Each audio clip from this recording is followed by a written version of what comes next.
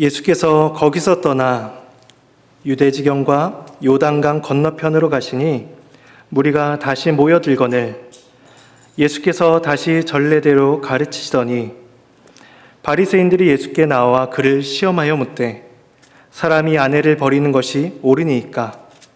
대답하여 이르시되 모세가 어떻게 너희에게 명하였느냐? 이르되 모세는 이혼 증서를 써주어 버리기를 허락하였나이다. 예수께서 그들에게 이르시되 너희 마음이 완악함으로 말미암아 이 명령을 기록하였거니와 창조 때로부터 사람을 남자와 여자로 지으셨으니 이러므로 사람이 그 부모를 떠나서 그 둘이 한 몸이 될지니라. 이러한즉 이제 둘이 아니요 한 몸이니 그러므로 하나님이 짝지어 주신 것을 사람이 나누지 못할지니라 하시더라. 집에서 제자들이 다시 이 일을 물으니 이르시되 누구든지 그 아내를 버리고 다른 데에 장가드는 자는 본처에게 간음을 행함이요 또 아내가 남편을 버리고 다른 데로 시집가면 간음을 행함이니이다. 하나님의 말씀입니다.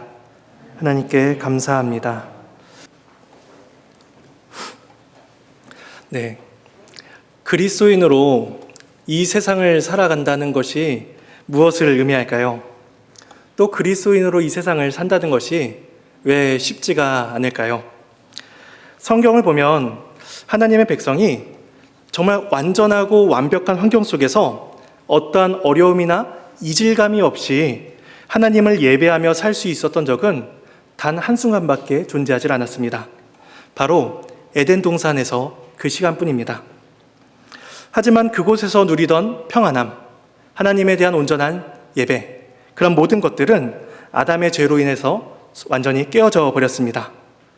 그래서 아담 이후의 모든 타락한 인류는 하나님을 배척하고 자신들의 욕심을 쫓아 살아가는 사회 속에서 그렇게 살아가게 됩니다. 그래서 아담의 바로 다음 후손인 가인과 아벨을 보더라도 그렇습니다. 아벨은 믿음으로 예배를 합니다. 하지만 가인은 믿음이 없이 예배를 하였습니다. 가인은 자신의 예배가 드려지지 않았다는 것을 깨닫자 자신의 동생을 가차없이 죽여버립니다. 이처럼 타락 이후에 경건한 자의 예배와 경건한 자의 신앙은 늘 믿지 않는 자들에 의해서 위협을 받고 있습니다. 이후에 이스라엘 백성들이 애굽에서 출애굽을 하고 가나안 땅에 들어가게 됩니다. 근데 하나님께서 그들을 향해서 가나안 민족을 진멸하라 명하십니다. 하나님께서 그렇게 명하신 것도 이와 같은 이유 때문이었습니다. 이스라엘이 가나안의 문화, 그들의 문화에 노출돼서, 관습에 노출돼서 그들을 따라 닮아 살아갈 것을 하나님께서 하셨기 때문입니다. 결국 가나안 민족을 멸절시키지 못한 이스라엘은 가랑비에 옷이 젖는 줄 모르다가 어느새 흠뻑 젖어버리는 것처럼 가나안 문화에 흠뻑 젖어들게 됩니다. 오늘 본문에 나오는 바리새인들의 모습은 사회적인 통념, 사회적인 간습에 완전히 익숙해져 버린 세상 사람들과 별반 다를 바가 없는 그러한 모습을 보여주고 있습니다. 그래서 오늘 본문의 내용은 이혼에 대해서 이야기하고 있는 것 같지만 실상 그들이 가지고 있는 마음의 완악함이 무엇인지를 보게 하십니다. 그들은 종교적인 질문을 하는 것 같습니다. 하지만 종교적인 질문 안에는 그들의 욕심이 자리하고 있었습니다. 그래서 주님은 그들이 가지고 있던 사회적인 통념과 하나님 나라에 대한 이해가 얼마나 다른지를 우리에게 말씀해 주고 있습니다. 그리고 주님은 바리새인들의 완악함을 지적하시며 하나님 나라의 백성은 그럼 어떠해야 되는가? 그것을 말씀해 주십니다. 그래서 주님은 바리새인들의 완악함을 지적하는 것에서 그치지 않습니다. 제자들에 대한 교육으로 이어집니다. 그래서 그리스도를 따르는 제자의 모습은 어떠해야 하는가? 하나님 나라에 합당한 모습은 무엇인가? 이런 것들을 알려주십니다. 마가복음에서 예수님의 관심은 오로지 제자들에게 쏠려 있습니다. 예수님께서 지금 마가복음 10장에서는 예루살렘을 향해서 걸어가고 계신 중이었습니다. 이제 다음 장인 마가복음 11장에 가면 예루살렘에 입성하게 되시고 곧 십자가에 못 박혀 죽게 되십니다. 그래서 예수님은 죽음을 향해서 가고 계시는 거였죠. 근데 그때에도 예수님은 제자들을 가르치셨습니다. 앞서서 마가복음 9장에 보면 제자들이 저마다 높아지려고 합니다. 근데 그때도 주님께서는 제자들에게 그리스도를 따르는 삶은 높아지는 것이 아니라 낮아지는 것이다 라고 말씀을 하십니다. 오늘 본문도 그렇고 10장 13절에 나오는 어린아이들을 축복하시는 장면도 결국 제 아들에 대한 가르침으로 연결이 됩니다. 또한 10장 17절에 나오는 재물이 많은 사람에 대한 가르침도 결국 제 아들에 대한 초점으로 맞춰지게 됩니다. 그래서 예수님께서는 제 아들에 대한 가르침을 주고 계신 거죠. 따라서 우리는 이 말씀을 듣고 있는 이 시간에 주님의 제자로 산다는 것이 무엇인가? 하나님 나라 백성으로 산다는 것이 무엇인가를 우리는 생각해보고 우리의 삶을 돌아보아야 될 것입니다. 1절 말씀입니다. 예수께서 거기서 떠나 유대 지경과 요단강 건너편으로 가시니 무리가 다시 모여들거늘 예수께서 다시 전례대로 가르치시더니. 예수님께서 예루살렘을 향해 가시는 중에 많은 무리들이 모여들었습니다. 근데 예수님께서는 전례대로 이전에 행하시던 대로 하나님 나라의 복음을 가르치셨습니다. 그리고 약한 자들을 고치셨습니다. 그러니까 많은 사람들이 예수님께 나와 육체의 문제를 해결받고 있었고 영혼의 문제를 해결받고 있었습니다. 그래서 그들이 그리스도께 나와 구원을 받고 있는 놀라운 일이 지금 이 말씀 속에서도 담겨 있는 것입니다. 그래서 예수님께서는 십자가를 향해 걸어가는 그 마지막 순간까지도 예수님께서 이 땅에 오신 그 목적을 잊지 않으셨습니다.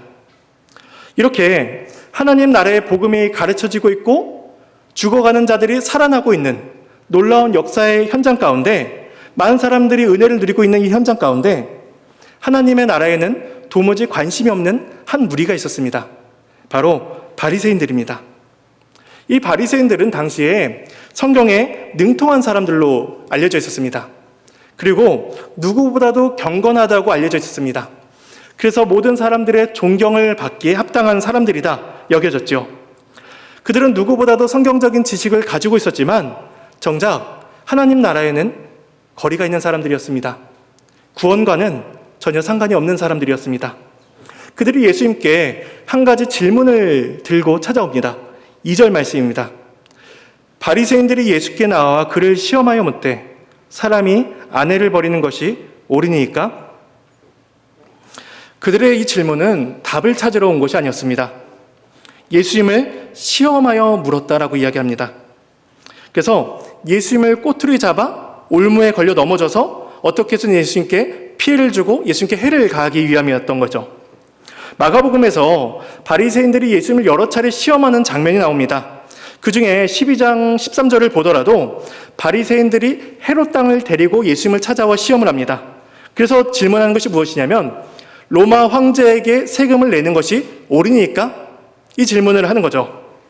그들이 예수님께 이 질문을 하는 까닭은 예수님께서 만일 로마 황제에게 세금을 내라 그렇게 대답을 하신다면 이 자는 이스라엘 유대인으로서 나라를 팔아먹는 자다 그렇게 몰아세울 수가 있었습니다. 반면에 이스라엘 백성으로서 세금을 내는 것은 마땅하지 않다라고 반대로 말씀하신다면 반대로 헤롯 땅에게 그를 끌고 가라 이렇게 할 수도 있는 것이었습니다. 이처럼 예수님께 시험을 하러 오는 그들의 모든 목적은 예수님을 넘어뜨리고 예수님을 해하기 위함이었습니다. 하나님 나라를 대적하는 마귀적인 태도가 그들 안에 가득했던 것이죠. 그러니 그들이 가져온 질문은 결코 가벼운 질문도 아니었고 또 쉽게 해라 말라 할 수 있는 그러한 사안도 아니었습니다. 예수님께서 어떻게 대답을 하시든 그들의 질문에 넘어질 수 있는 상황이었습니다. 이 일이 얼마 전에 이혼과 관련된 일이 얼마 전에도 있었습니다. 얼마 전에 세례 요한이 헤롯의 이혼과 재혼에 대한 이야기를 한 적이 있었습니다. 그러자 헤롯이 그를 잡아다가 결국 못 베어 죽이게 되죠. 근데 이혼에 반대한다라고 대답한다면 예수를 잡아다 죽일 수도 있었습니다. 또한 유대 종교 지도자들 간에도 이혼이 어떠하냐, 합당하냐, 그렇지 않다 이런 것에 대해서 의견이 분분했습니다. 어떻게 대답을 하든 주님께서는 반대와 저항에 부딪힐 수가 있으셨습니다. 그래서 주님께서는 그런 그들의 마음을 아셨습니다. 그리고 그들에게 질문을 하십니다. 3절 말씀입니다. 대답하여 이르시되 모세가 어떻게 너희에게 명하였느냐? 그들이 4절에 대답을 합니다. 이르되 모세는 이혼 증서를 써주어 버리기를 허락하였나이다. 이 말씀만 보면 모세가 이혼을 찬성하는 것 같습니다. 이혼을 독려하는 것 같습니다. 근데 그들이 이렇게 말을 하는 이혼의 근거를 두는 구절은 신명기 24장입니다. 우리 잠시 신명기 24장 말씀을 찾아보도록 하겠습니다.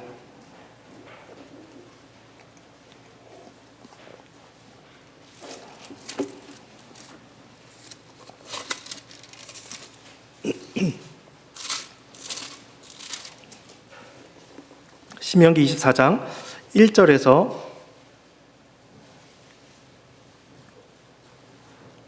2절까지 말씀을 보도록 하겠습니다. 우리 함께 읽겠습니다. 사람이 아내를 맞이하여 데려온 후에 그에게 수치되는 일이 있음을 발견하고 그를 기뻐하지 아니하면 이혼 증서를 써서 그의 손에 주고 그를 자기 집에서 내보낼 것이요 그 여자는 그의 집에서 나가서 다른 사람의 아내가 되려니와.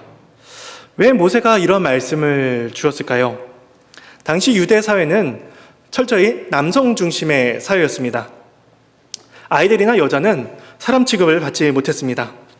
그래서 당시 랍비들의 기도문에는 이렇게 쓰여져 있었죠. 이방인으로 태어나지 않게 해주셔서 감사합니다. 짐승으로 태어나지 않게 해주셔서 감사합니다. 여자로 태어나지 않게 해주셔서 감사합니다. 그러니 이 여자들의 인권은 이방인 혹은 짐승과 별반 다를 바가 없었습니다. 그들의 여자들에 대한 인식이 어땠는지를 우리는 짐작을 할 수 있습니다. 그토록 유대 사회는 남성 중심적이었습니다. 오늘 본문의 바리새인들의 말을 보면 이렇게 이야기하죠. 사람이 아내를 버리는 것이 옳으니까. 근데 여기서 사람을 남자로 바꾸는 것이 더 마땅한 표현입니다. 남자가 여자를 버리는 것이 옳으니까. 또 4절에서 이혼 증서를 써줘 버리는 것. 이 이혼 증서를 써주는 주체도 여자가 아니라 남자입니다. 그리고 이 바리새인들의 표현은 사람과 사람을 대하는 표현처럼 보여지지가 않습니다.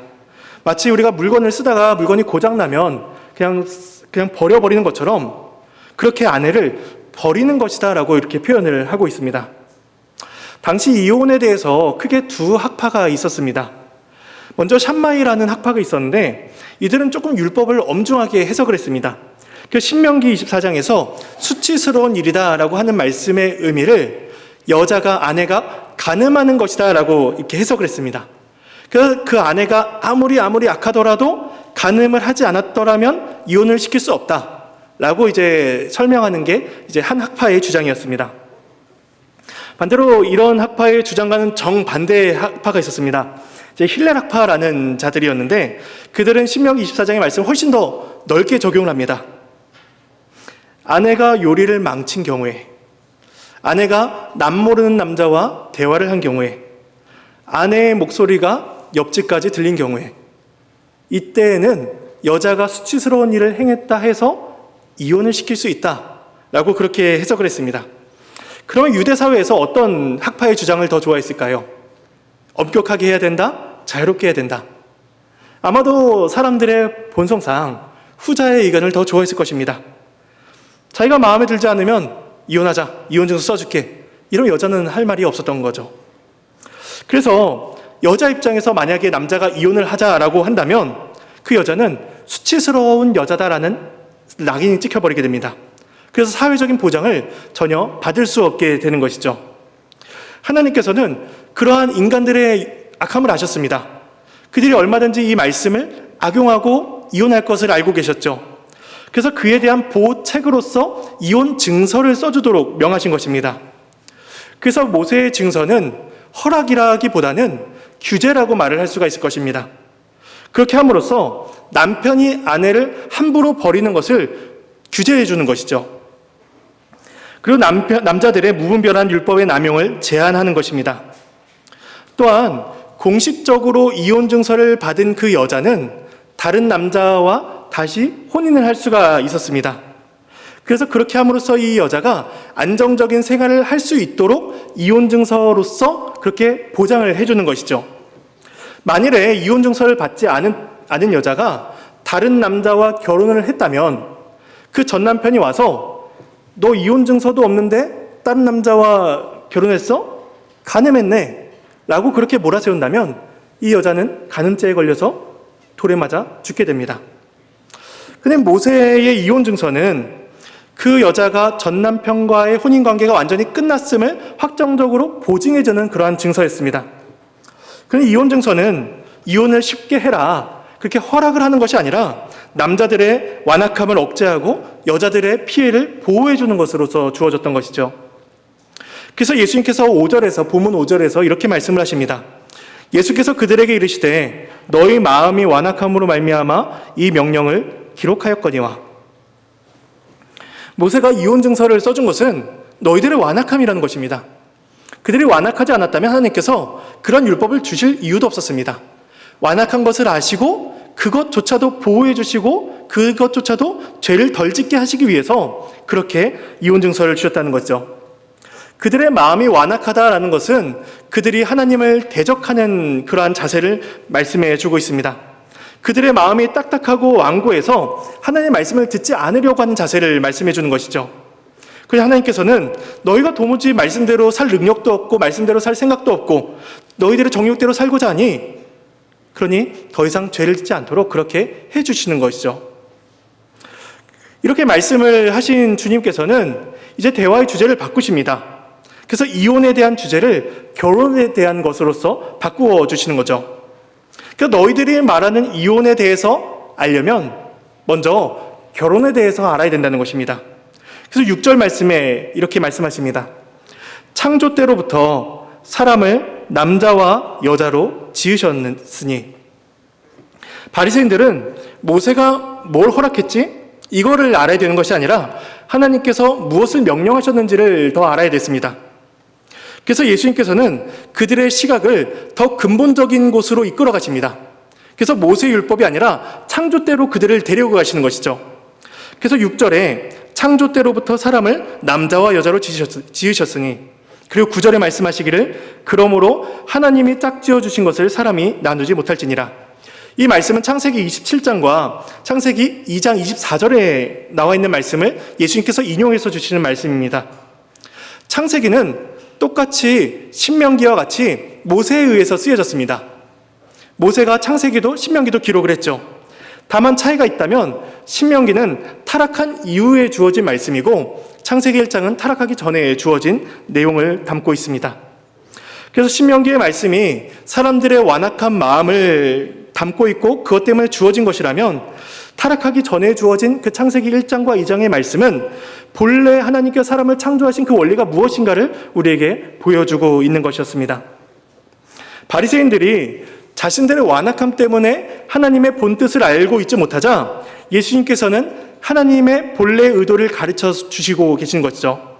그래서 6절에서 8절 말씀을 보면 이렇습니다. 창조 때로부터 사람을 남자와 여자로 지으셨으니 이러므로 사람이 그 부모를 떠나서 그 둘이 한 몸이 될지니라. 이러한즉 이제 둘이 아니요 한 몸이니. 하나님께서 남자와 여자를 만드셨습니다. 그리고 7절에 그 사람이 부모를 떠나야 한다고 말씀하십니다. 그러니까 자녀와 부모의 관계는 떨어져야 되는 관계입니다. 떨어질 수밖에 없는 관계인 것이죠. 하지만 부부는 그렇지 않습니다. 부부는 떨어지는 관계가 아니라 둘이 하나가 되는 관계입니다. 그래서 1 더하기 1은 2가 되어야 되는데 하나님께서는 1 더하기 1은 1이다라고 말씀을 하십니다. 그러니까 부부관계의 신비로운 관계성을 보여주고 계시는 거죠. 이러한 신비는 성부와 성자와 성령, 삼위일체 하나님의 신비를 우리에게 보여준다고도 할 수가 있을 것입니다. 삼위일체 하나님께서 한 분으로 계시죠. 그분은 각각 존재하시지만 그 신성은 동일하십니다. 성부께서 성자 안에 계시고 성자께서 성부 안에 계십니다. 그리고 예수님께서 말씀하시기를 나와 아버지는 하나이다 라고 말씀을 하셨습니다. 마치 삼위께서 완전한 교제를 보여주시는 것처럼 남자와 여자가 하나가 되어 그러한 신비의 교통을 이루어야 된다라고 말씀해 주고 있는 것이죠. 그래서 우리 모든 부부들은 사실 자라온 환경이 다릅니다. 우리가 가져온 습관도 다르죠. 모든 것이 다른 사람이 만나서 부부가 되었습니다. 그러니 완전히 다른 사람이 만났으니까 우리 부부는 하나부터 10까지 다 안 맞아요. 이 말이 어떻게 보면 맞는 것이죠. 그런데 그렇다고 해서 그래서 우리는 더 이상 짝이 아닌가 봐요. 이러한 결론이 성립될 수는 없다는 것입니다. 하나님께서 완전히 다른 남자와 완전히 다른 여자를 둘이 하나가 되신 까닭이 있으십니다. 그거는 그 관계를 통해서 그리스도와 교회가 가지는 신비의 관계를 보여주시기 위함이었습니다. 우리 에베소서 5장 말씀을 잠시 가보도록 하겠습니다. 신약성경 에베소서 5장입니다. 315페이지입니다.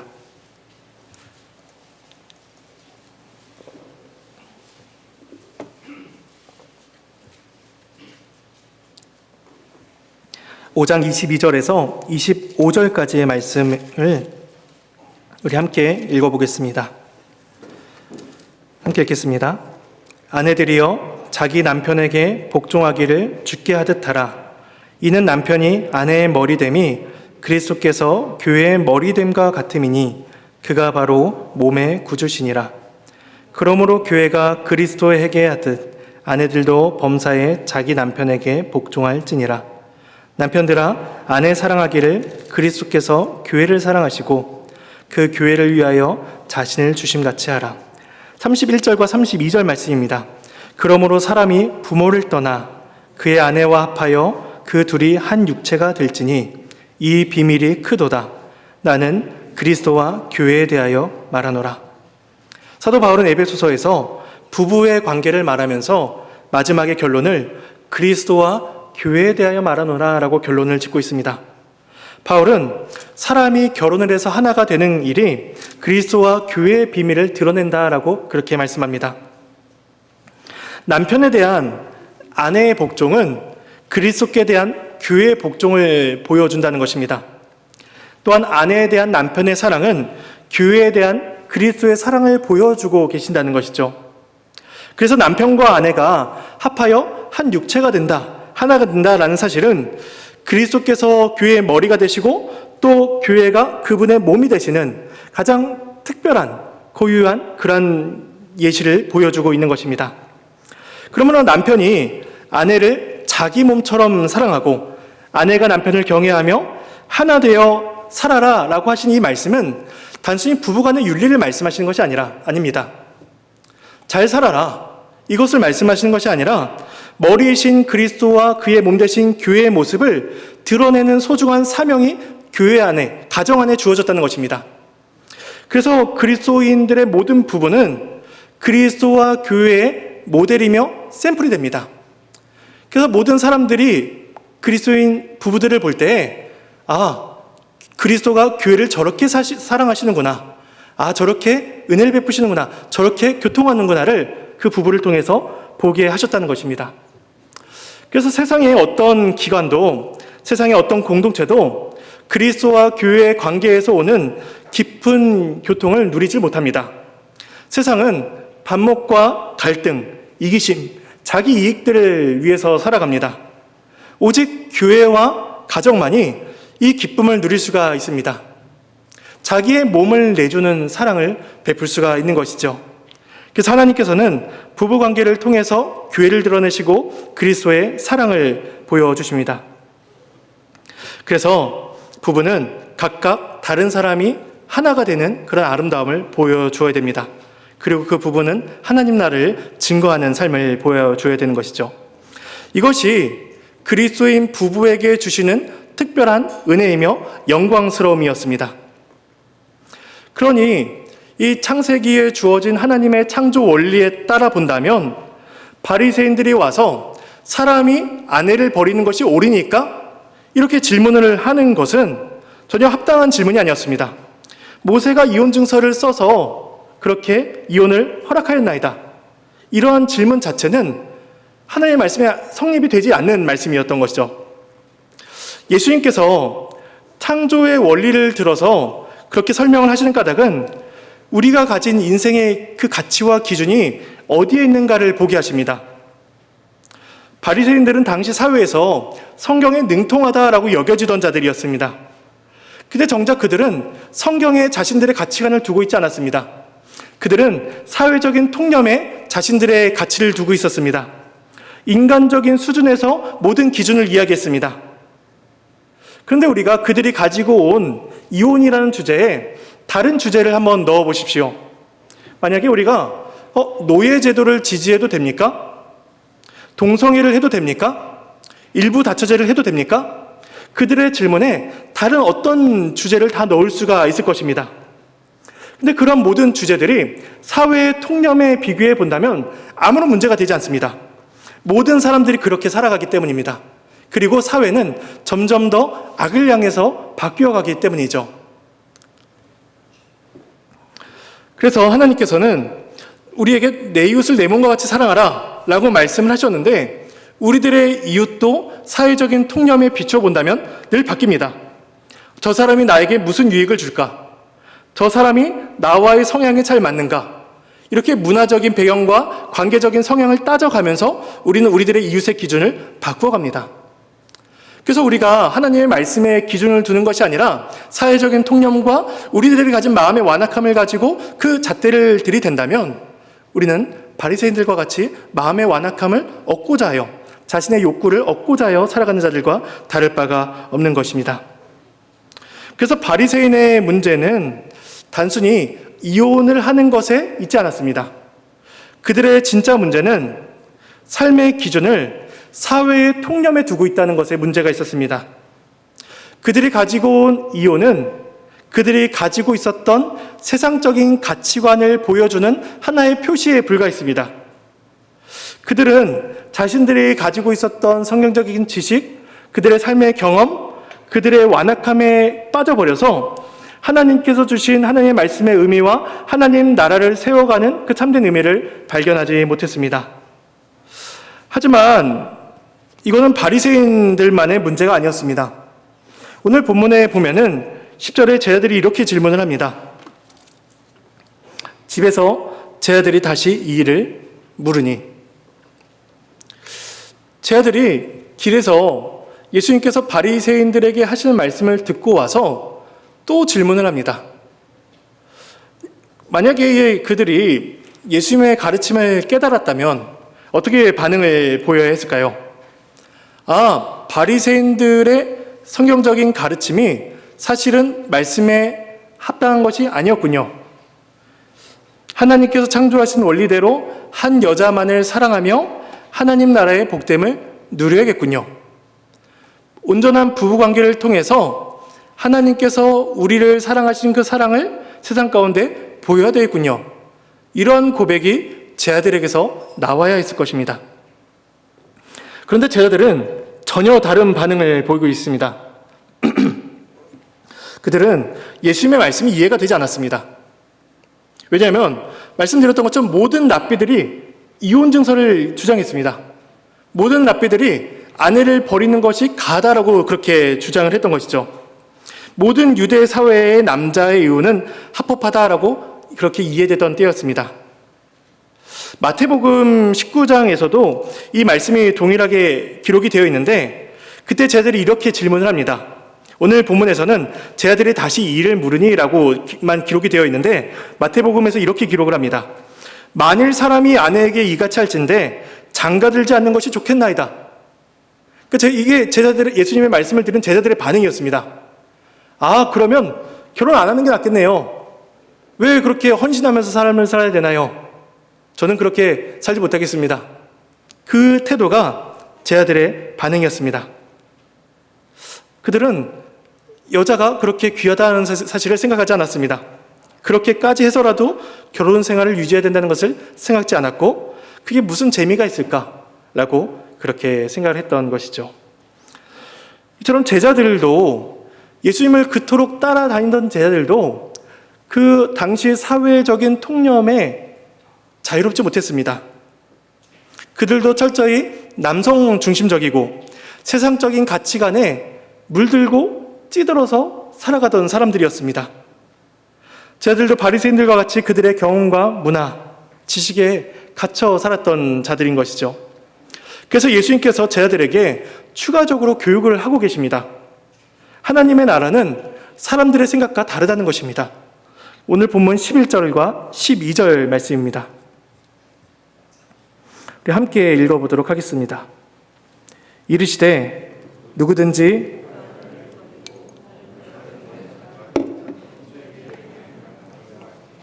또 아내가 남편을 버리고 다른 데로 시집가면 간음을 행함이니라. 예수님께서는 합법적이다라고 여겼던 그들의 생각을 불법하다라고 선언을 하십니다. 아내를 버리고 장가가는 남자, 남자를 버리고 시집가는 여자, 그건 곧 간음이다라고 제시를 하시는 거죠. 그러니까 예수님은 사회적인 통념과 전혀 다른 기준을 지금 말씀해 주고 있는 것입니다.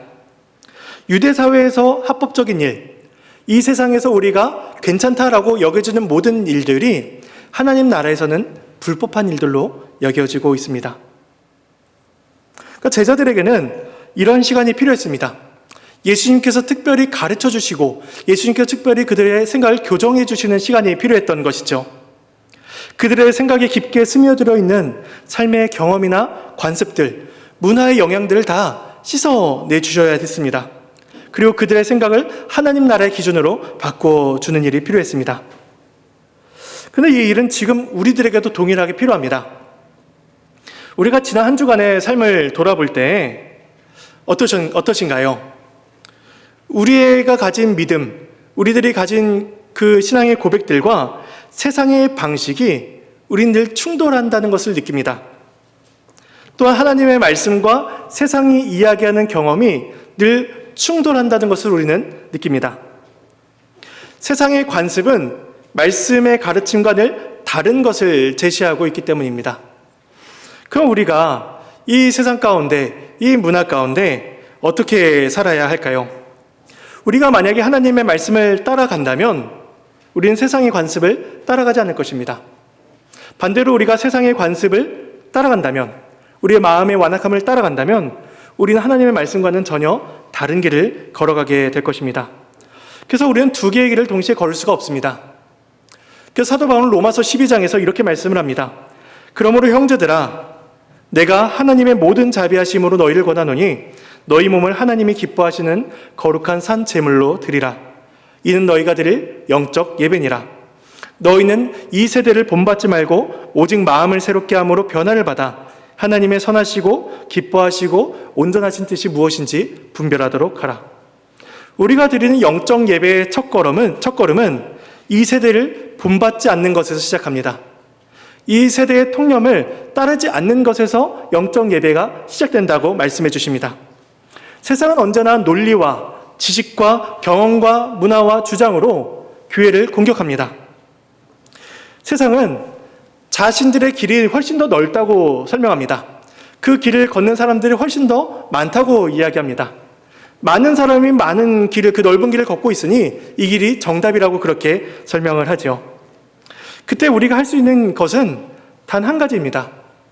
바로 예수님께서 바리새인들에게 보이신 태도입니다. 주님께서 그 바리새인들의 질문을 들으셨을 때 보이신 반응은 말씀을 가르치시는 것이었습니다. 창세기의 말씀을 들어서 하나님께서 본래 우리에게 주신 말씀의 뜻이 무엇인지를 밝히 아는 것이었습니다. 그래서 말씀의 원리가 무엇인지를 아는 것이죠. 그래서 우리는 그 말씀이 우리에게 주고 계시는 바가 무엇인지, 그 교훈이 무엇인지를 우리는 밝히 알고자 그렇게 애를 써야 되는 것입니다. 그리고 그 뜻대로 살 수 있는 힘을 우리 하나님께 구해야 되는 것이죠. 우리는 본래 바리새인들과 다를 바가 없는 자들이었습니다. 주님께서 그들을 향해서 마음이 완악하여서 그들에게 율법을 주셨다라고 말씀을 하셨듯이 우리는 바리새인들처럼 완악하게 살아가는 자들이었습니다. 언제나 내 정욕을 쫓아서 말씀을 바꾸고 말씀을 기준을 낮춰서 오히려 인간적인 수준에 만족하면서 살아가는 자들이었습니다. 오히려 바리새인들처럼 율법을 자기들의 삶에 이롭게 하는 자들이었죠. 이러한 문제가 이 땅의 교회 가운데 얼마나 많이 나타나나요? 우린 종교라는 이름으로, 하나님이라는 이름으로 늘 자기들의 주장을 합니다. 예전에 제가 신학교 학부를 다닐 때 학교에서 이렇게 나뉘어서 다툼이 일어났습니다. 근데 이제 그때 다툴 때 이쪽 파와 저쪽 파가 이제 주장하는 게 뭐냐면 여기에 하나님이 계시다. 저기는 마귀가 이렇게 주도하는 것이다. 라고 이야기를 했고 이쪽에서는 똑같이 우리가 하나님의 편에 서 있다. 저들은 마귀의 편이다. 라는 이 주장을 했었습니다. 우리는 종교라는 이름으로 하나님이라는 이름으로 우리의 욕심을 따라 살아갑니다. 그러니까 우리는 바리새인들과 다를 바가 없는 자이죠. 하나님께서 우리의 완악함을 고쳐주시지 아니하신다면 우리는 얼마든지 말씀을 이용하고 악용하는 자들이었습니다. 근데 이런 우리들을 위해서 예수 그리스도께서 이 땅에 오셨습니다. 우리들의 완악함을 치료하시기 위해서 이 땅에 오셨으며 십자가의 죽으심으로 우리의 모든 죄의 문제를 해결하셨습니다. 그리고 예수님의 그 죽으심은 성령 하나님의 함께 하심으로 우리의 모든 인격에 적용이 되고 있습니다. 그래서 주님께서 율법의 행하심은 우리가 율법을 행하신 것처럼 주님께서 십자가의 죽으심은 우리가 죄에 대해 죽으신 것처럼 그렇게 여겨주십니다. 그래서 우리가 이전에는 딱딱하고 완고한 마음이었다면 이제는 부드러운 마음으로 그 말씀을 받아 새로운 삶을 살 수 있도록 우리를 도우십니다. 그래서 우리가 세상 앞에서 세상의 통념을 마주할 때에 그 세상의 통념을 기뻐하지 않는 마음을 주십니다. 마음에 거리끼는 마음을 주십니다. 그리고 말씀 앞으로 나오게 하시고 말씀이 무슨 뜻을 가르치고 있는가 우리의 생각을, 우리의 시선을 고치게 하십니다. 우리의 마음에 거리끼는 것이 생겨나는 것은 너무나 당연합니다. 세상의 문화와 그리스도의 나라는 이질적인 나라이기 때문입니다. 근데 하나님께서는 그러한 것을 통해서 우리가 하나님 나라에 속해 있음을 확인케 하십니다. 우리가 하나님의 자녀임을 확인케 해주시죠. 왜냐하면 이 모든 일들, 우리들의 본성의 변화와 우리들의 완악함의 모든 변화가 삼위일체 하나님께서 우리에게 베풀어 주신 은혜의 결과이기 때문입니다. 그래서 우리는 말씀을 따라서 그리스도의 제자가 되는 사람들이 아니라 그리스도의 제자이기 때문에 하나님의 말씀을 따라 사는 자로 부름을 받았습니다. 저와 여러분은 다 그리스도의 제자입니다. 그래서 우리는 세상의 통념으로 살아가는 자들이 아니라 하나님의 말씀으로 따라가는 자들이 된 것입니다. 우리가 세상의 헛된 것으로부터 우리의 마음을 지켜 하나님 나라 백성의 복된 삶을 드러낼 수 있기를 바랍니다. 특별히 그리스도께서 교회를 사랑하신 그 사랑이 우리의 부부관계와 또 우리의 모든 삶 가운데 가득히 넘쳐나기를 소망합니다. 우리 함께 찬송하시겠습니다.